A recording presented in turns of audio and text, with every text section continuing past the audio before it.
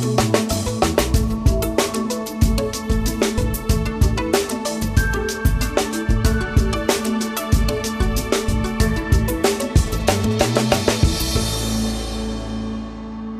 pleased to introduce our presenter this evening, Mark Karau, professor of history at UW-Sheboygan, originally from the Wausau area. He earned his bachelor's and master's degree at Marquette in the early 90s before leaving for Tallahassee, Florida, where he earned his PhD in 2000. Dr. Karau is an expert in the history of the First World War and the history of Germany. He's published 2 books on German involvement in World War I, the most recent of which, Germany's Defeat in the First World War, won the UW College's Award for Exemplary Research. Before coming to Sheboygan, Dr. Karau taught at several other UW campuses as well as 2 community colleges in Florida. He currently resides in La Crosse, Wisconsin, with his wife, 2 children, dog, and 2 cats. But he didn't commute from La Crosse today. I'm glad to know. That was yesterday. Okay, Dr. Thank Karau. you. Good evening, everybody. Nice to see some familiar faces out there in the crowd, so welcome. I am a historian. I am not a political scientist. So unlike Elise Cohen 2 weeks ago, who was presenting on her own research, which actually dovetailed with this topic, I will be running this very similar to the way Val Pillmeyer did it last week. So we're going to watch, first off, the Foreign Policy Institute's video on the geopolitics of oil, and then what we will do is discuss U.S. foreign policy and the importance of oil in U.S. foreign policy historically, in the modern day, and I will try to answer any of your questions as best I can. So we will start with the video, and then we'll pick up from there. After decades of relative stability, the U.S. energy revolution is beginning to shift the geopolitical dynamic. Where once it was dependent on the Middle East for much of its energy, the U.S. is now producing more of its own, allowing it to potentially forge a new foreign policy. The geopolitics of oil, next on Great Decisions.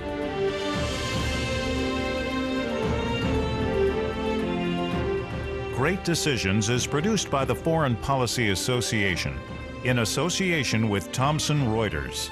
Funding for Great Decisions is provided by PricewaterhouseCoopers, LLP.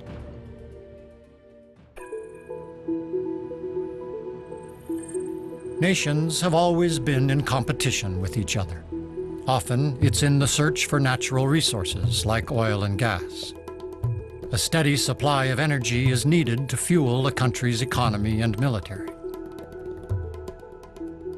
Typically, American foreign policy, like British imperial foreign policy before it, paid a tremendous amount of attention to securing oil for the economy. That includes who we have befriended, but it has also included U.S. Launching wars, stationing at military bases, engaging in coups, and orienting a massive amount of our foreign policy around oil. By World War I, oil was transitioning to becoming the lifeblood of modern civilization. If electricity is literally the circuitry without which modern life is impossible, oil is the lifeblood. It's both vital to our economy and it's vital to our military. And that became true once we switched to an oil-based military. In recent years, the U.S. energy revolution has shifted the geopolitical balance. This is a new state of affairs. This was not happening a decade ago, but today 80% of the oil in America is sourced from North America, from the continent. The vast majority from the U.S. itself, and then about 20% of our oil comes from Canada, and the other 15 or so % comes from Mexico. You inject at very high pressure water underground into the rock, into shale, and that fractures it. In that water, you have sand and a little bit of chemicals, and that sand props open those cracks, and then suddenly you're able to pump that gas But the next part of the revolution, the one that's really shaken geopolitics, that's shaken up everything, and the thing that we're watching right now, that's when the oil drillers figured out how to take the next step and extract these much larger molecules, the oil, out of the shale. It certainly changed the nature of the U.S. relationship with many oil-producing states. If you look at the Libya conflict, the U.S. doesn't have as much of a direct interest in that anymore because we're not importing oil from Libya. So it's given the U.S. maybe a little more freedom in our foreign policy. For decades, the Organization of the Petroleum Exporting Countries, OPEC, has dominated the oil market. OPEC forms first in 1960 when the Arab producers of oil are trying to figure out how can they get more for the oil that's being pumped out of their ground.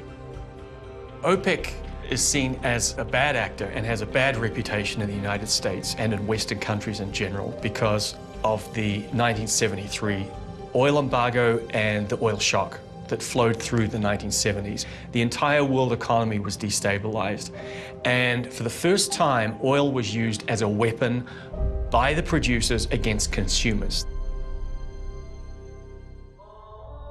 Saudi Arabia is a swing producer of oil, having the excess capacity to balance the market or manipulate price by increasing or decreasing production.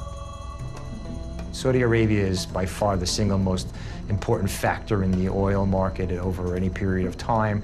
Their policies today and how much they invest will be the single most important factor determining the price of oil in 5 or 10 years. It's not only the biggest producer within OPEC by quite a ways, but it is the one country within OPEC that's consistently been willing to hold back some ability to produce. It's what it's called its spare capacity. They've been able to come in at pivotal moments to either drain or flood the system at will. That has given them enormous power over all of us, over the world economy. And in fact, when they're able to flood the system, as they have done on several occasions over the past 40 years, often there's a geopolitical calculation involved. OPEC is very often seen as an economic cartel that controls the price of oil around the world. That's actually mistaken. It's a myth. OPEC has not been effective at cooperating within its own membership.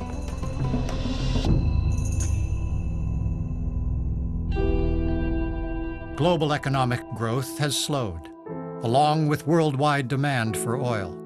And the world's biggest importer, the United States, is importing much less. We have produced up to 5 million barrels a day more oil in recent years because of the technologies we described earlier. We thought that the shale revolution was going to bring kumbaya.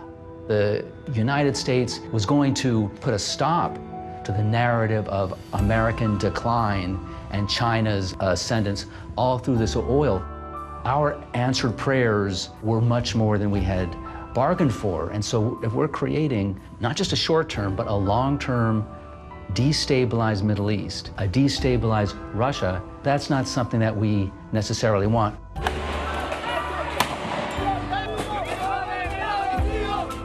When oil prices get very low, it tends to set off huge instability in many parts of the world, which arguably we're seeing today in Venezuela and Nigeria.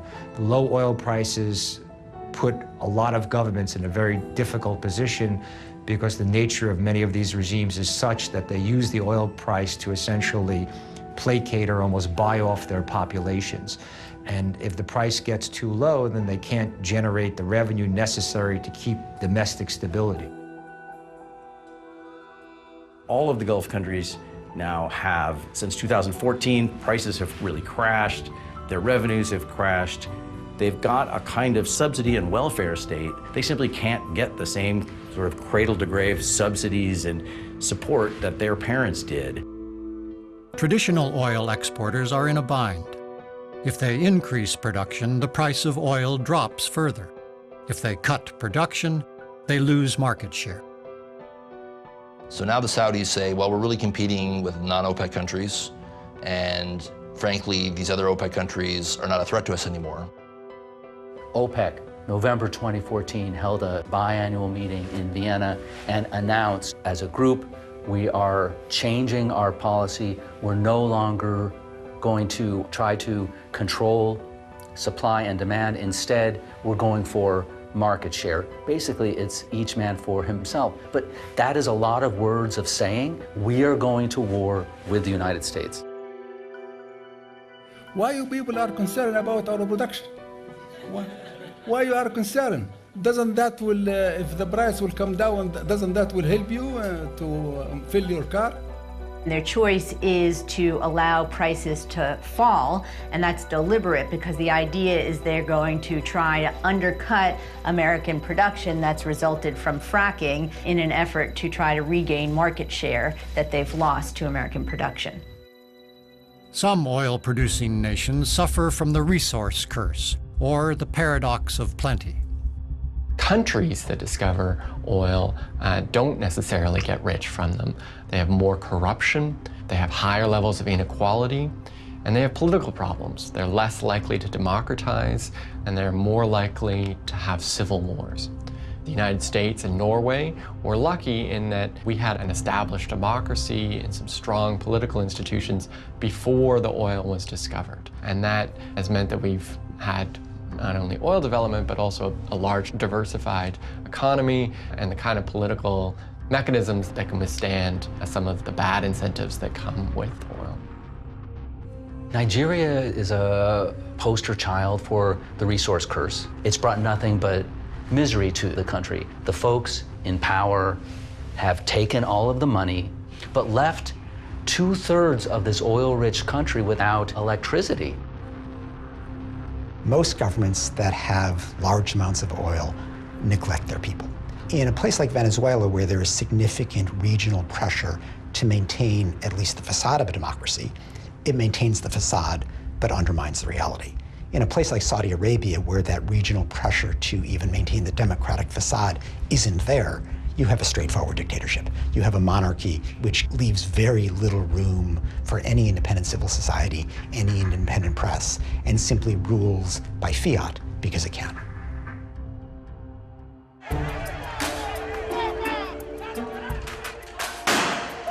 Low oil prices have created volatility in Venezuela.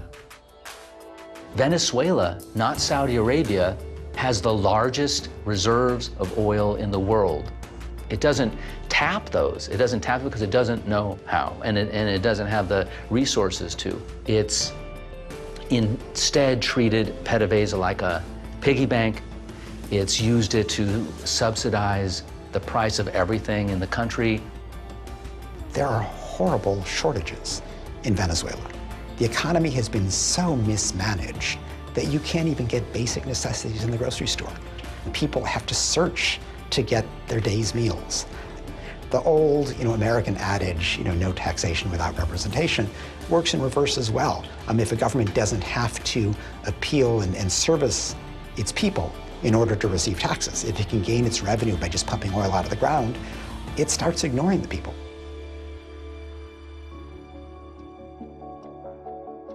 Analysts suggest the blow to Russia's oil industry may be encouraging Vladimir Putin to distract Russians from their economic woes with a more aggressive foreign policy.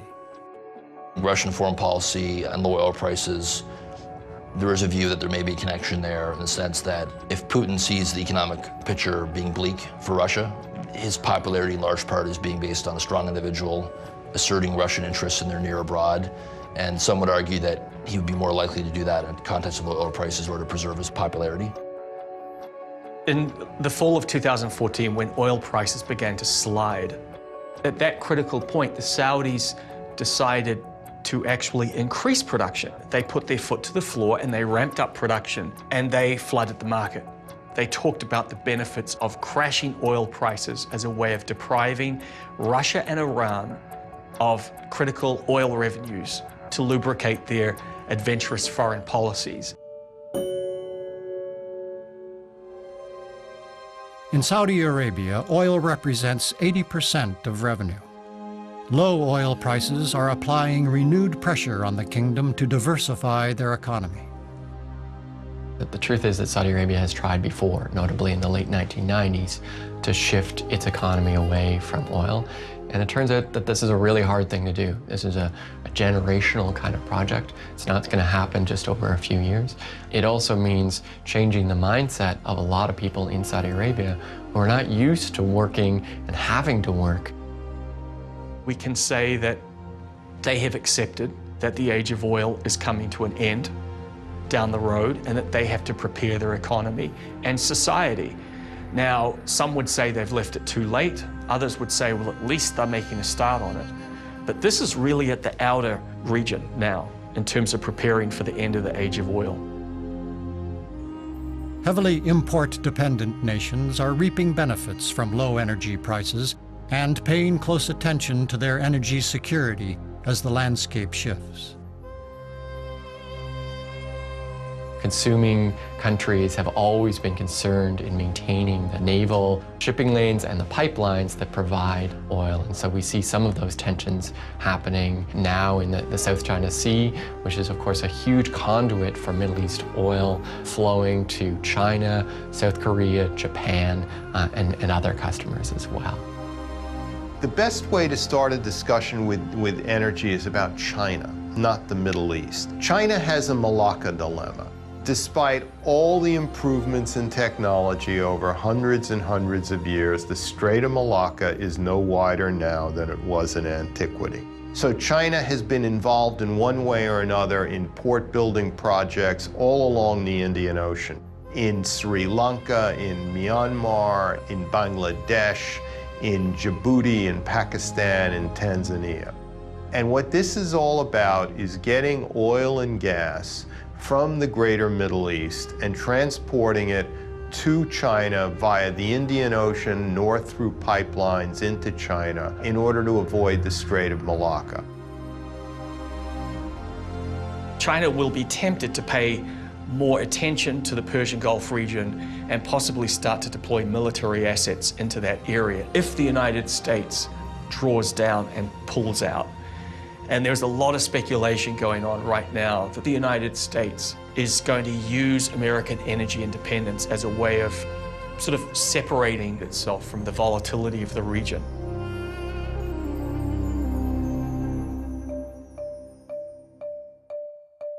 In the United States, the low cost of oil is a mixed blessing. It means cheaper fuel and goods, but can increase consumption and hurt America's oil and gas sector. On the aggregate, low oil prices are a boon to the U.S. economy. They're great for consumers, great for industry all around, except, of course, for the oil-producing sector. I think low oil prices move jobs around. Low oil prices mean that there is less oil production. There's certainly been a decline in oil field jobs in the United States since the decline in oil. It leads to lower gasoline prices, which has the unfortunate effect of inducing people to buy larger cars and to drive more. At the geopolitical level, increased American production makes the U.S. less reliant on imports. Some people talk about energy independence, and that's a goal that doesn't necessarily make sense for the United States because it actually helps us to be globally integrated into oil markets. The bill I signed today takes a significant step. It will help us diversify our energy supplies and reduce our dependence on oil. When I was working in the White House and we would have to read the president's speeches for President Bush, George W. Bush, and I would read in his speech where he would call for energy independence and getting off of oil, which has been enormously popular since President Nixon said it. I would always cross it out and say, this is neither a practical nor even a desirable goal for policy. I was usually overruled, and I won't say by who, but they went back in, he said it, and it was the loudest applause line. So there's no escaping what we really are most terrified of, and that is gasoline price spikes by becoming self-sufficient. What's been important about oil policy is control over oil, not access to it. When the U.S. invaded Iraq, Zbigniew Brzezinski pointed out that if the U.S. can control global oil supplies, it will have greater influence over its allies. For decades, the U.S. has been dependent on politically unstable governments, or what some describe as unsavory regimes. Activists charge that energy dependency makes Washington look the other way when it comes to issues of human rights. The United States doesn't ignore all human rights abuses by oil-rich nations. It just ignores the human rights abuses by oil-rich nations that are its allies. If the abuse is by Saudi Arabia, or by the United Arab Emirates, or Bahrain, or Kuwait, don't expect a lot of protests out of Washington. On the other hand, if it's Iran or Venezuela, the United States will be quite outspoken. Saudi Arabia is the quintessential case study for a country that has an abysmal human rights record, and no one likes to talk about it because they are the big oil producer. But that's changing. Saudi Arabia had a free ride for a long time, but it's coming to an end. And I think that is creating real tension in the relationship. It is the cause of some disorientation in Riyadh because it's happening very quickly. Cheap oil reduces incentives to invest in increased efficiency and alternative technology, while boosting the consumption of oil and gas. We're driving more and we're using more oil and we're buying bigger cars because we have short memories and we forget gasoline prices might go up again. And that makes the economics of buying a hybrid or an electric vehicle or an alternative worse. We are, with low oil prices, bluntly, we are more challenged in terms of getting cost competitiveness of advanced biofuels. And clearly, there's an impact in terms of the electric vehicle penetration. We're making great progress. And battery costs, for example, for vehicles have come down 60, 70% in the last 5 or 6 years. But there's no doubt that the low oil prices and low fuel prices impact that. We don't have a system in the United States where we really price in the externalities of burning fossil fuels into the price that we sell the fossil fuels at. We sort of deal with those complications on the back end, those consequences on the back end. U.S. carbon emissions are now at the same point they were in 1992. They're down about 10 or 12% from where they were a decade ago. So that's headed in the right direction. But if you think about what it would mean to actually stabilize global warming at around 2 degrees Celsius, we need to reduce emissions not just 10 or 20%, but 70, 80, 90%, deeply decarbonize the world. Fracking's geopolitical impact is profound. In 2016, Congress lifted a 40-year ban on the export of U.S. oil. With its own energy security more assured, some analysts believe the U.S. could become a swing producer. Increasingly, people are looking at the fracking industry and the U.S. portion of it as a kind of swing producer in the sense that the process is quite different. It's not like Saudi Arabia. You can't turn it on and turn it off within days or weeks. Many people thought that once it became clear to most people at the end of 2014 that Saudi Arabia was really going to abdicate the role of swing producer. And you have to remember, this was hard for people to accept and believe. But once they did, hopes then shifted to shale oil doing it. Shale oil companies are not going to replace OPEC, and they really couldn't, because remember, shale oil is produced by hundreds of companies who, even if they could agree to cooperate, to restrain supply to hold up price, that would be illegal. They would be taken into court. So it's very different than Saudi Arabia, where the energy minister picks up a phone and gives an order to the state oil company, Aramco. Increased carbon emissions resulting from the burning of fossil fuels have long-term geopolitical repercussions of their own in the form of climate change. All of those effects will have a crippling effect on many of the economies of the world unless it's seriously addressed. You know what this is? It's a snowball, and that's just from outside here. So it's very, very cold out, very unseasonal. So here, Mr. President, catch this. The Congress, as it is currently constituted, will not do anything on climate change. Indeed, it has prevented U.S. officials from negotiating any provisions on greenhouse gas emissions in any trade agreement. The world has agreed in Paris to stay, as the agreement puts it, well below 2 degrees Celsius in warming. But it requires politicians that understand the truth and tell the truth. All right, that already excludes half of American politicians because they're either creeps, crooks, or too lazy to study the basic facts. So it requires a change of the politics. Our militarized foreign policy is also no friend, no help to us, because it's given us somehow this crazy idea that war and the military are going to solve our big problems, whereas what we really need is diplomacy and good engineering. How Washington should go about securing America's long-term energy needs is by no means clear. The most important challenges are resisting delusion, resisting the idea that because our oil production is now closer to 9 million barrels a day than 5, because our imports are closer to 1/3 than 2/3 of our supply, because we have a shale oil boom, that we can forget about the Middle East, we can forget about the rest of the world, that we have no reason to engage. First, to defend the gains that have been made over the last 8 years. The Clean Power Plan is being challenged in the courts. The fuel economy standards are now coming up for a midterm review. And in a time of very low gasoline prices, you hear many in the auto industry saying, well, consumers don't want more fuel-efficient cars because gasoline is so cheap, we can't meet these targets. The most compelling forecast that I've seen is that peak demand is going to come before peak oil.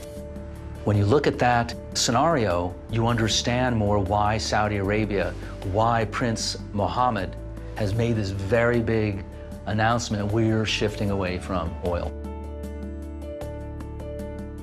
To many, improving alternative energy development is vital to long-term global stability. But oil is likely to continue to play a leading role on the geopolitical stage for the foreseeable future. Great Decisions is America's largest discussion program on global affairs. Discussion groups meet in community centers, libraries, places of worship, and homes across the country to discuss global issues with their community. Participants read the 8-topic briefing book, meet to discuss each topic, and complete a ballot, which shares their views with Congress. To start or join a discussion group in your community, visit greatdecisions.org or call 1-800-477-5836. Great Decisions is produced by the Foreign Policy Association in association with Thomson Reuters. Funding for Great Decisions is provided by PricewaterhouseCoopers, LLP. Next time on Great Decisions. Once known for economic and political turmoil, the majority of nations in Latin America are now constitutional democracies. Latin Americans are combining left-leaning social agendas with more pragmatic governance. Many also want to forge new relationships with the U.S. and China. Latin America, next time on Great Decisions.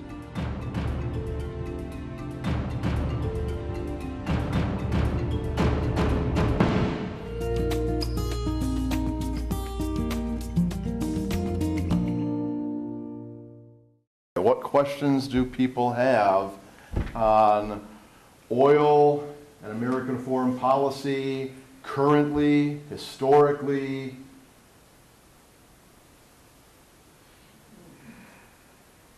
None?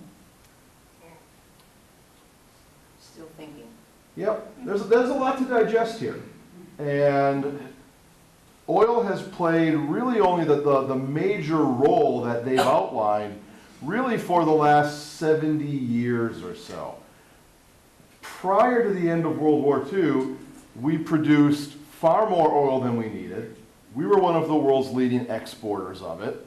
That really only changed in the 50s, in the aftermath of that war. And then we went through the shifts that the film outlined. Can you hear me, or should I be by the speaker, by the microphone? Okay. I'm used to projecting, so hopefully you can all hear me. So starting in the 50s, with the explosion of the automobile culture, then we began to become an importer, and that of course had major policy effects both in the 50s, on into the 60s, especially in the 70s. Most of us probably remember at least the big oil embargo of the late 70s. Hello? Is this better? Yes, yes. Okay. I don't want to be too loud. I can talk in a conversational tone. So most of us remember the late 70s, maybe even most of us remember the early 70s, the first time that it hit. And that policy continued all the way through, really until as they mention here, the fracking explosion. Okay. So. In 1972 and 73, excuse me, Right here. no ice cream. How closer to that? Well, anyway, No, sir, you have to, sir, so they can hear you when that. Yeah, the people in the back of the room won't be able to hear you, Dave. okay. Can anybody hear me in back? Anyway, in 1972 and 73, when we had the oil shortage, it was rationed. 10 gallons at a time. The price was 50 cents a gallon. Okay. Today we're paying about $2.40 a gallon. With inflation, we're paying less than we were in 1972. So where is there a problem?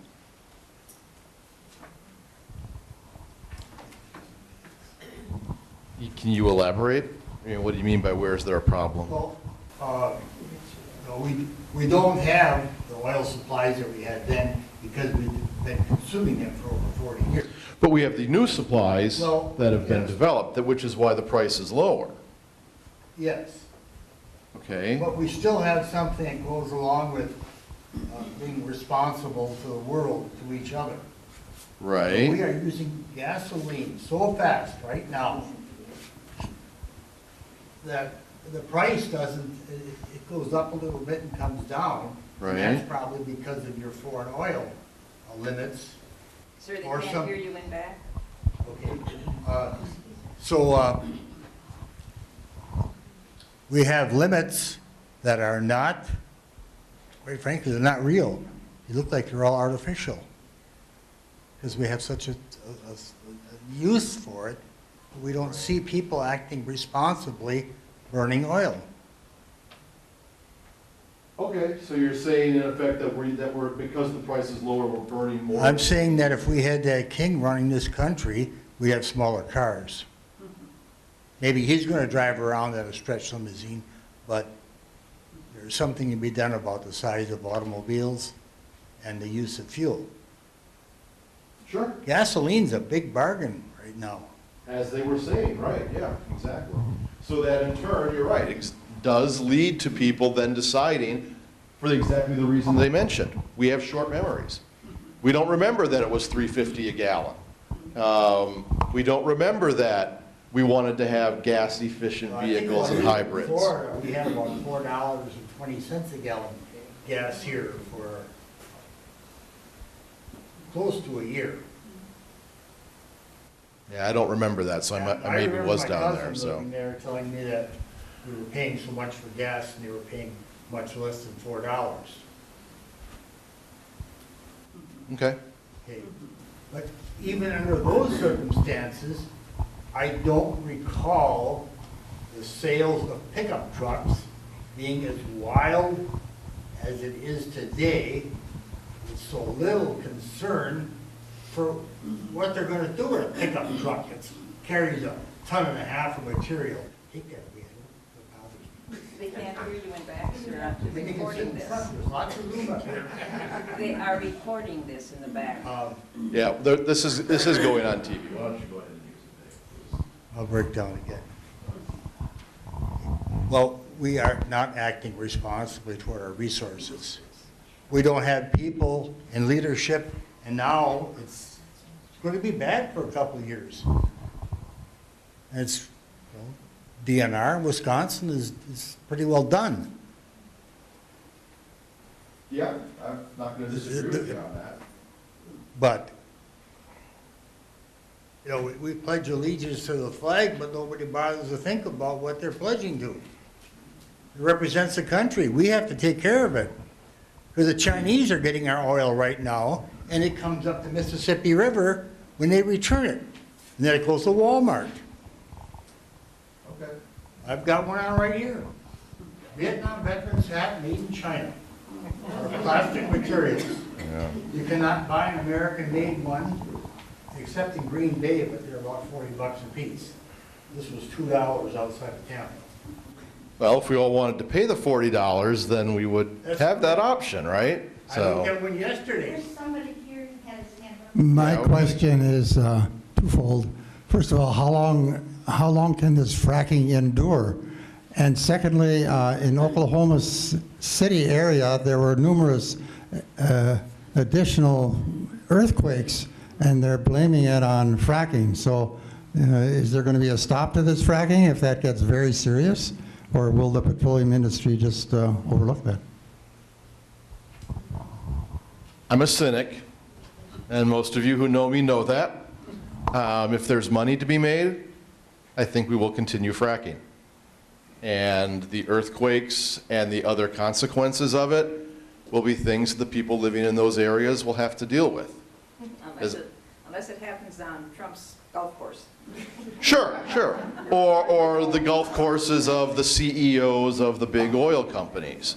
But as long as it's happening to you and me and your other ordinary American, I suspect that those are costs that they're going to force us to just pay, as the image of the girl with the asthma inhaler.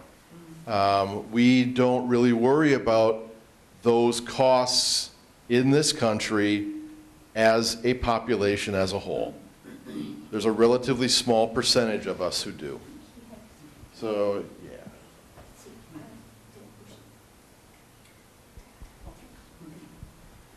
As we all know, oil is a finite resource. We've gone from drawing it liquid from wells to dragging it out of cracks in the ground, now drawing molecules out of shale rocks. Do we have any real contingency plan in place for once that's dried up? Is there any sort of focus still on renewable energy resources, or are we sort of looking at a dead end and don't have anything planned? There is some effort on the part of the energy companies to kind of keep that door open to other resources, but as long as oil is still cheaper than producing things in other ways, we're going to stick with it. And if this runs out, then we're probably out of luck unless the NASA Mars rover finds oil up on Mars, and then we'll have a manned mission to Mars within 5 years. So, yes.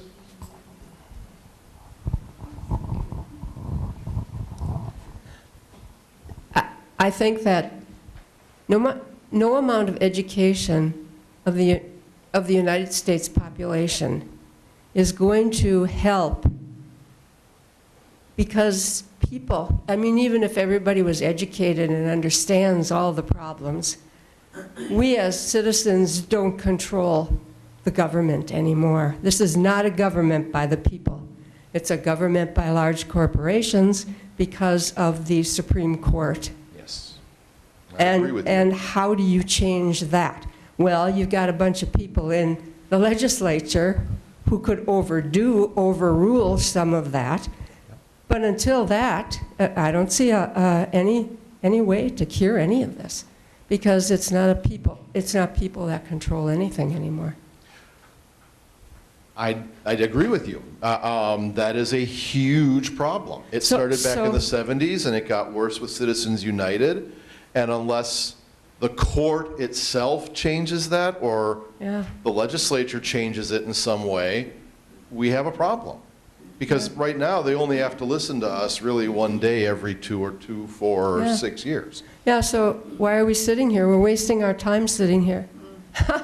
Well, I wouldn't go that far. And I think it's still worthwhile to educate yourself on the topics. What we have to do is educate the citizens so that they get more politically involved, so that they put pressure on, but I don't know how you half of our country doesn't vote. So we have to somehow reach the people who don't vote and get them to be interested. We have someone in the back who has her hands up.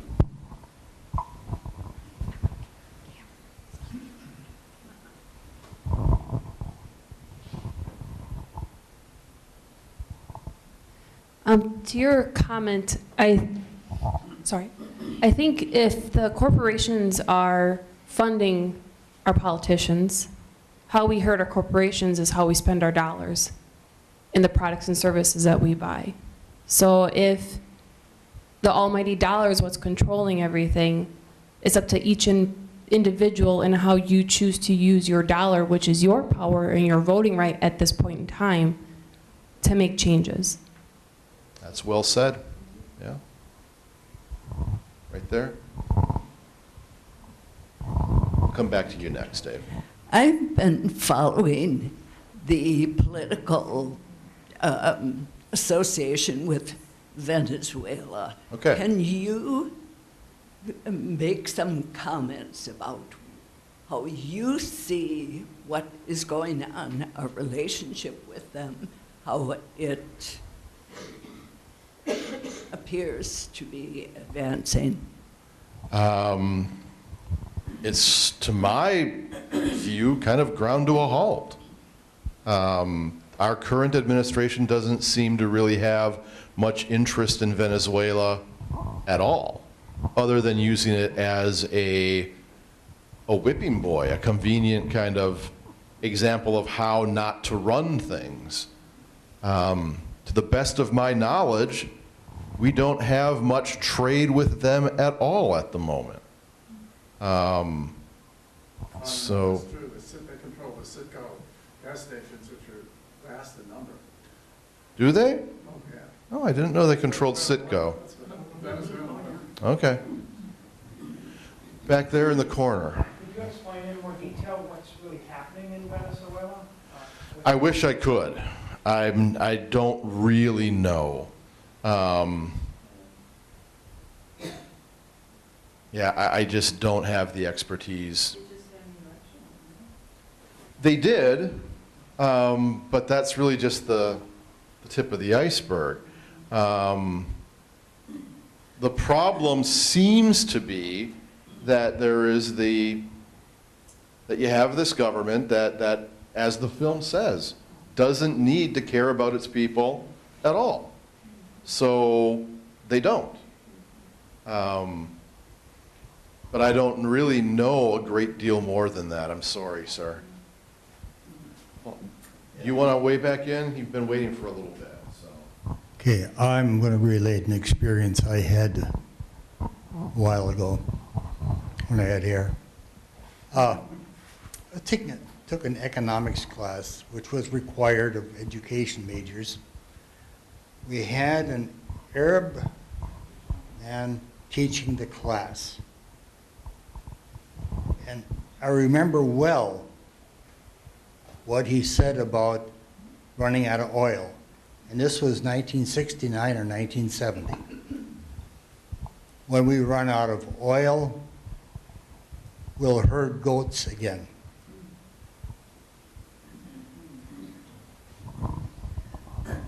All right, ma'am. Back to Venezuela. Sure. And the connection to Cuba and the control that Cuba has and the need that Cuba has for oil. Can you address. I find it distressing because obviously Cuba has Cuba's very close to us, and we should be concerned about their relationship. Would you address that, please? Which part is distressing? The fact that Venezuela has the relationship with Cuba, or? Well, Cuba seems, as I understand from what I read, that many of the decisions that Maduro is controlled essentially by the Cuban government. And is that true? I don't think so. Is it, you don't? I can't say for certain that it's not true, but I would disagree with that assessment. I don't think Cuba has that kind of clout and control there. Well, in the articles that I read in the New York Times editorials, the Wall Street Journal, you have to take all of that with a grain of salt. Sure, yeah. But when I read that, it makes it just, makes my heart jump up in my throat, thinking about, is this when Trump is not negotiating, but calling them down, is he implicating us with Cuba? Or I wish there was something that you could say, this is the story, this is what you'd like to read. Read this. This will explain the situation. I don't have anything that I can direct you to that would allay those worries and those concerns. But Cuba obviously needs Venezuela's oil. Yes. Though part of that is policy decisions on our part. If we wanted to warm relations with Cuba, one way to do that would be to ship American oil to Cuba. But we don't want to do that because of the tradition of the embargo and the long dislike between us and Cuba. But that's something that we could choose to do as a policy if we wanted to build bridges there. Well, that obviously is not happening. Right, that's not going to happen, certainly not anytime soon. Cuba does need oil. They're going to go looking for it where they can find it and where they can get it. I guess I'm not sure why the link with Venezuela is such a concern. I think Cuba's controlled Venezuelan politics. They're influential, yes. I'm still not sure. Maybe I'm not really following you. I don't. Okay. I'm sorry. Yes, sir. In that presentation, did they say, and I'm not sure I understood it correctly, is there any disadvantages of being totally independent of oil? Or is it all advantageous?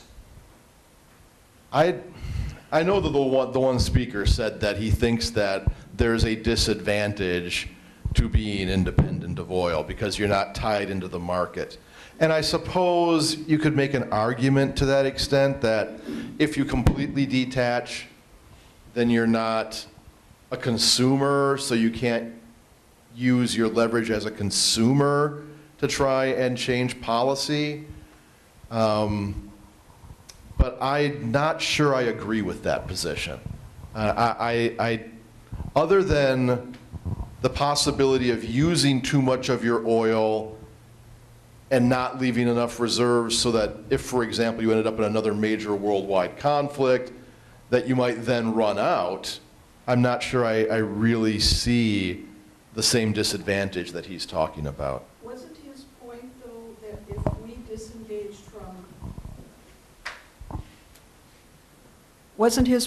if we disengaged from the Middle East, from the oil, that China would come in and take over basically our position, and the governments in the Middle East, it's a very volatile area anyhow. And I don't know, I kind of felt like he was making the point that the United States is kind of keeping things stable there, even though maybe not in a good way. Yeah, I'm not sure I agree with that either. Either that he was making that point or that we're really keeping things stable. Oh, no, I mean, I'm not saying that, but It seemed to me, there is, and that's... If the United States withdraws totally from that and goes into this isolationist mode that some of the politicians are talking about, yes, where we would be free of any dependence on anybody else for the oil, then what's that going to do to the other? Well, I think those are two separate questions. The question of whether or not there's any economic downside, as he asked, to being, or any downside at all of being independent in oil, versus a political decision to engage in. They can be, but they don't have to be. You could theoretically be independent in oil and still make a decision to intervene in certain areas of the globe. We've certainly done that in our past. We don't only have interest in areas that produce oil. So we could certainly maintain, if we wanted to, a substantial American presence in the Middle East, even if we didn't require Middle Eastern oil. It seems a waste of money in some quarters, and you would certainly have some people who would not want to do that, but the two don't necessarily have to be tied to one another. We'll go you first. I have a question about the history of U.S. foreign policy in relation to Middle Eastern oil. Now, when we first began to start importing in the 50s, you said? Yeah. Around that point, weren't we also implicit in the overthrow of Iran's prime minister? That is correct, yes. Could you give some more background information on what happened there specifically, if you know? Sure. I'm on firmer footing. Yeah, what happened there, in a sense, was that the CIA basically overthrew the Iranian government. And did it because there was a government elected in Iran in '53 that wanted to nationalize the oil fields and take them away, in particular, from what was at that point the forerunner to what is now BP. And the election, I believe the man's name was Mossadegh, but I'd have to double check to be 100% certain on that. The election in Iran in '53, which was a popular election, a democratic election, returned a socialist prime minister. He had made this campaign promise, and the United States decided that we did not want to see that happen. So the CIA orchestrated a coup to overthrow him and restore the old monarch, the Shah, Reza Pahlavi, to control in Iran.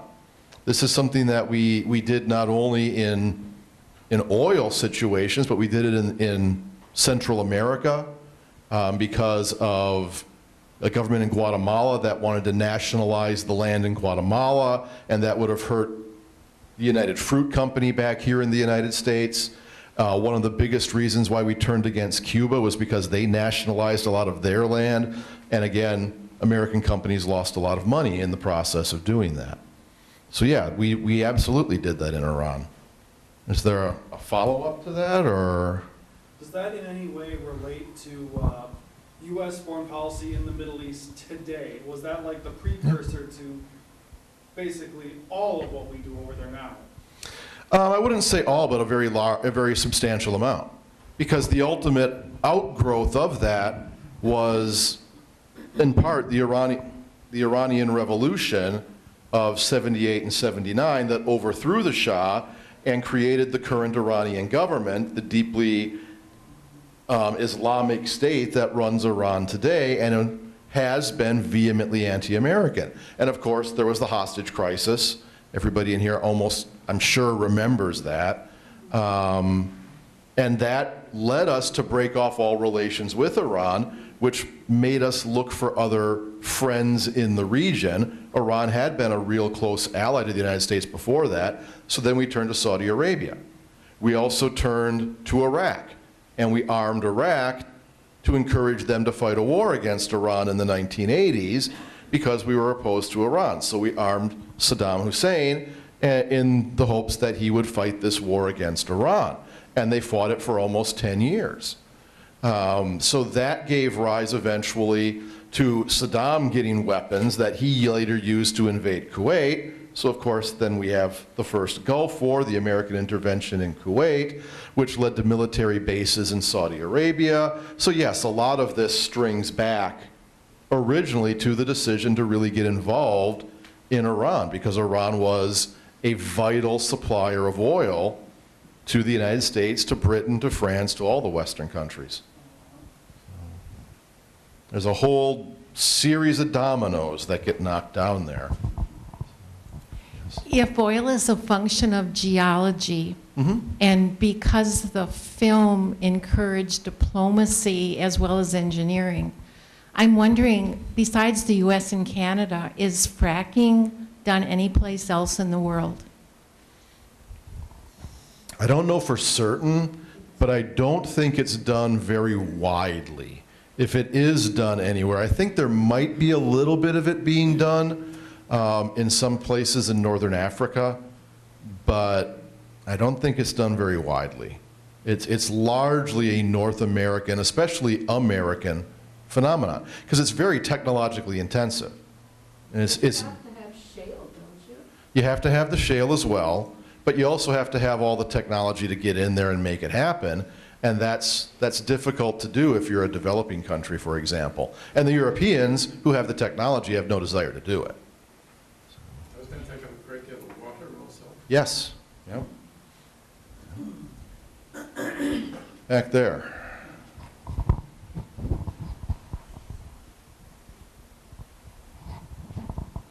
Who does Israel get their oil from today, or who are they most dependent on for their oil supply? I believe it's us. Again, I'm not 100% certain on that, but I'm I'd say I'm about 80% certain that it's us. The Spratsky Islands that China's developing, that supposedly was to keep shipping lanes open for them, but if they've established all these other ports now which have pipelines into China, what's going to be their excuse now? I think they'll stick with that excuse. I don't see why they would need to change it for their own purposes. Yeah.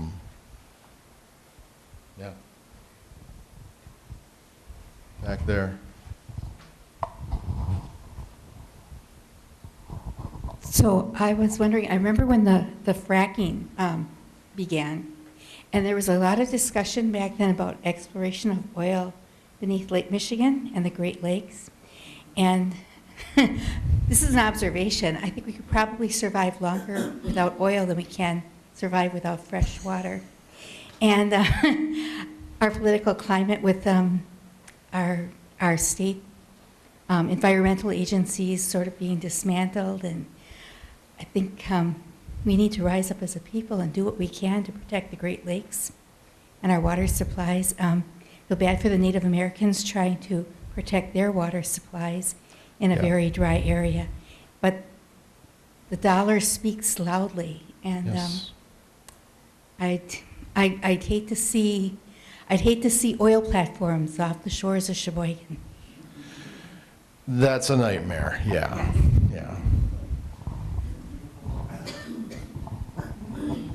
I don't know if I missed it in the film, but could you elaborate a little bit? If Saudi Arabia doesn't continue to rely so much on its oil and oil exports, I mean, this man up here mentioned goats, but you know, that's a desert. Right. So, do you have any ideas? What they would diversify into? Or are they already? I mean, well, they're still very substantially oil-based. There's efforts underway to try to become more manufacturing-based, but here again, the dollar is still, or currency is still the big determinant, and oil is still so critically important to them that there's a excuse me, not a great incentive to really jumpstart the rest of that economy yet. And as they mention, peak demand is going to come before peak oil. You still want to be an oil producer when peak demand hits, because that, of course, demand outpaces supply, prices go back up. So they're slowly moving towards manufacturing, and that's probably what they will eventually transition to. But that's, I would guess, going to be a 20, 25-year process at least, maybe longer.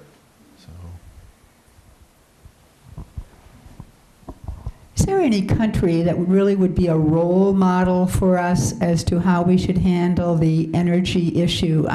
You have your background, obviously, in German history, and I think about Germany and how they attacked it with building nuclear power plants for a while, and now shutting them down, and they've faced some real stress there too. Would you address that issue, please? They're exactly the ones I would point to, and part of that, I suppose, is personal preference, but the fact that they have engaged so heavily in wind and solar, and that they are very close to becoming almost carbon, what the neutral, I think is the phrase, or becoming carbon free. They may get there within the next 5 to 10 years. So I think absolutely they're a role model. But that again requires political will, which we're lacking at the moment. So. Are they creating a lot more jobs that way than with oil? Well, they're certainly creating different jobs. How many? Well, would you have more with coal or with oil? Given Germany's resource situation, I'd say probably not. But again, can I say that for certain? No. But certainly different jobs. I would argue higher quality jobs. Jean? The film makes reference to the shale revolution destabilizing both Russia and the Middle East.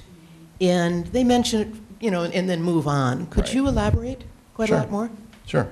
What has happened is that the increased supply of oil, of course, has lowered prices because supply, demand again. And what that has done has weakened the economy of countries that were really dependent on oil, like Russia, which had turned most of its economy in the last 10 years, 15 years, to really become focused on the exportation of oil. So by doing that, you have dropped the profits of the companies, you've led to some unemployment, this has led to political instability. So what that is doing then is driving speculation, but is driving someone like Putin to try to become more aggressive in the hopes of boosting his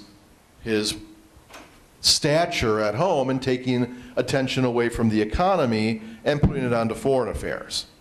So the destabilization comes simply from the increased supply of oil, meaning that what they're selling, they're not getting as much for. So again, and as the film mentions, of course, what do? If you produce more oil to make up for the declining price, you drop the price even further, So that's not a solution. So you have to find some other way to boost your economy or to distract your people.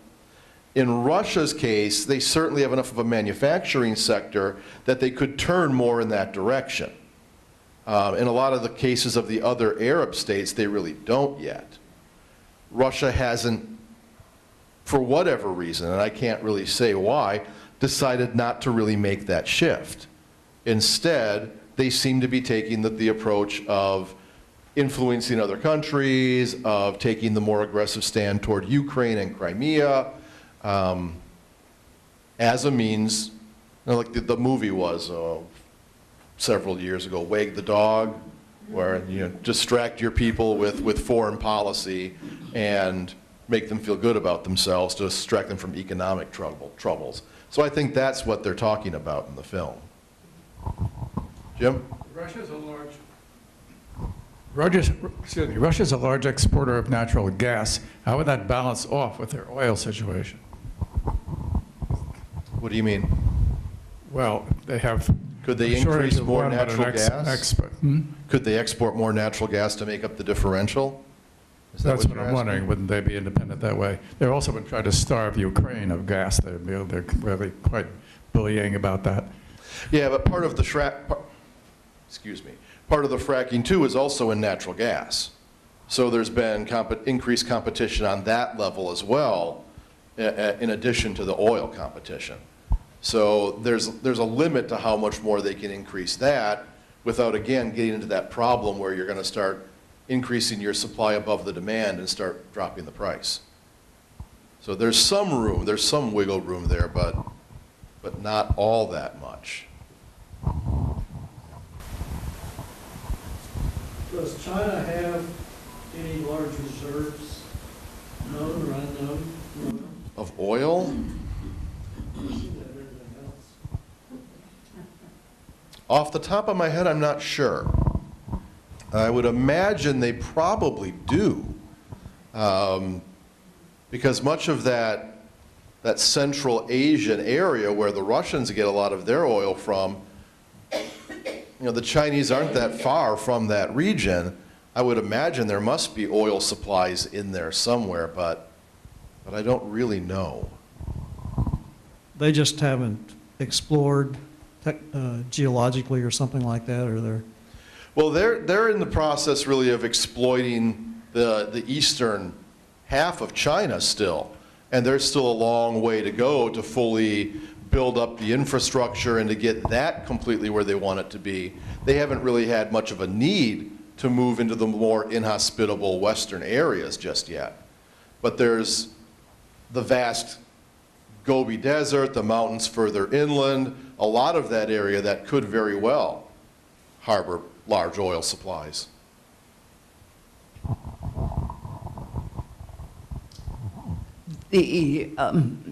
Speaking of oil supplies, the Arctic region is of great interest to Russia, to all of us, I guess. Yes. And I would assume, is that a source, a known source, or it's just to ensure that they have that staked their claim? From what I understand, there are known oil sources under the Arctic. And they will, I have little doubt, be drilled as the Arctic clears more and more in terms of ice. And I have a sneaking suspicion that part of why oil companies don't want to do a whole lot about global warming is because it is melting all that ice and opening up the possibility of doing drilling up in the Arctic Ocean. So from their perspective, that could potentially be a good thing. If it floods Miami, well, if you're not living in Miami, that's not your problem from certain people's perspective. So. Yeah, Shell Oil Company, I think it was maybe a couple of months ago, had taken a platform up in that area to drill, and they found out that the price of oil right now just didn't make it profitable for them to do that, so they hauled it all the way back. Yeah, but that will change. Eventually, the price of oil is going to shift back. So, and hopefully I'm wrong about this, but, yeah. Are we out of time? Not quite. What is the status of this oil pipeline from Canada to the Gulf? I've lost track. Keystone? Yeah, I guess that's what it's called. Keystone. As far as I know, it's going forward. Still in the process of being completed, but it is forward. Looks to be. So. What's that pipeline used for? To ship oil. To where? To the Gulf of Mexico. Then it gets on the ship, where does it go? China. Do we really? And then it comes back right. in these hats. Do we really, So. do we really need those plastic toys from China? No, we don't. We're doing it for ourselves. Yes, we are. You know, long ago, there used to be a Pogo cartoon, which some of you may have seen. We have met the enemy and they are us. Mm-hmm. That was all over for over a year or so. Yeah. We're addicted to cheap things coming in from China. You're absolutely right. That reflects back on trade in our discussions from last week. Because you increase the trade barriers, then the prices go up. So people don't want that. So we probably have time for what, one or two more? Mike? This is actually not exactly what we're talking about, but now we have that big corporation coming in and taking water out of Lake Michigan. Is water going to be the new oil? It said, I read in the paper where it said they will take more water in one day than the city of Waukesha. Yeah, there's been a lot of talk about that for a long time. That water is going to be the next really vital resource. There have been a lot of scholars who have written on this, that we're going to face water wars in sometime in the 21st century. That is a really big concern, yeah. And we are lucky, as this other person pointed out, this lady in back, we're lucky that we have these great resources. We have the Great Lakes around here. And if we don't protect them, then we make ourselves vulnerable in this future climate of coming water scarcity or potential coming water scarcity. Yeah. In your opinion, would you say that it is absolutely necessary that we, as a population, fight against the forces that be the money in our system to safeguard our water resources, our natural resources in general, from being exploited to our detriment? Well, you know me well enough to know I'm going to say yes to that. So, yeah, I think it is absolutely essential. It's an uphill fight, as was pointed out by someone else, but I think it's a fight that has to be waged. If we don't, we face a potentially really, really ugly future. So, yeah, I think absolutely. One more, or are we done? Yeah, let's have one more. All right, one more. One more. You get the last word.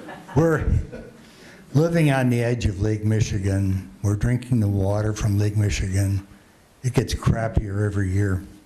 I've lived here 43 years now, and if I want a good glass of water, you have to go to Oostburg, south of town, to Terry Andre, Howard's Grove. Our water in Sheboygan is an abomination. Why is that? In the morning, somebody's going to go out in Lake Michigan with his motorboat fishing. He's going to run that, and you know where the exhaust from the motorboat goes into the water. Then he comes home and has a glass of motorboat exhaust right fresh out of his tap.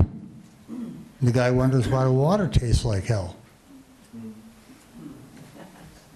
Well, with that. On that cheery note, yeah.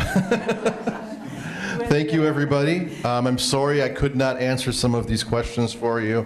Thank you. My apologies, sir. Thank you, Dr. Karau.